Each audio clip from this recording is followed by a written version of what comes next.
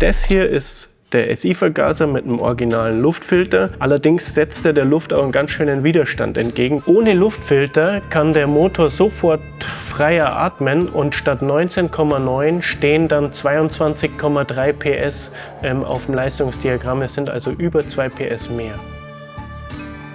Jetzt montieren wir der Reihe nach die ganzen Venturis. Ein Venturi-Trichter an sich bedeutet, oben hat er einen großen Querschnitt, unten hat er einen engen Querschnitt und das Gesetz von Venturi besagt, dass die Menge des Gases, das durchfließt, konstant bleibt. Dass also Turbulenzen vermieden werden, die ansonsten an der harten Vergaserkante wären und dadurch kann das Gas sehr schön einfließen.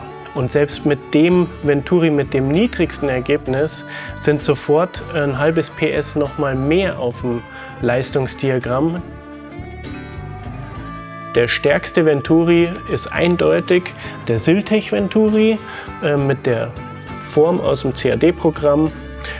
Und wie gesagt, also der Motor hat damit 22,9 PS. Die allerdings in Summe nur 0,2 PS Unterschied machen, also fast innerhalb der Messtoleranz, ungefähr 1% der absoluten Motorleistung nur.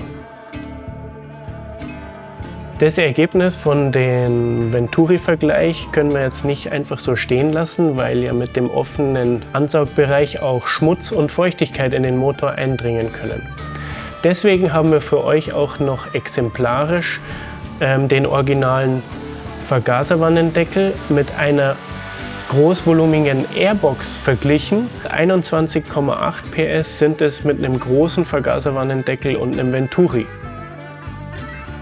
Ein weiteres Detail, das ich jetzt stillschweigend vorausgesetzt habe, ist der Anschluss der Vergaserwanne an die Frischluft. Ja?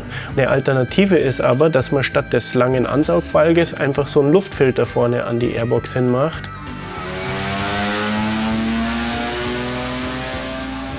Und überraschenderweise ist die Höchstleistung bei beiden identisch. Und das lässt sich dann sehr gut vergleichen mit der VMC Airbox, die auch einen Vergaserwannendeckel bietet, die auch innen einen integrierten Luftfilter hat und die auch einen integrierten Venturi hat.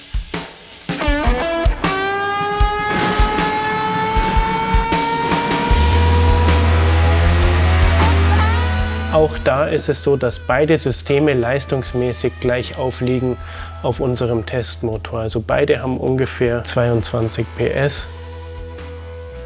So, Fazit, 2,7, 2,8 PS zwischen dem besten und dem schlechtesten Setup.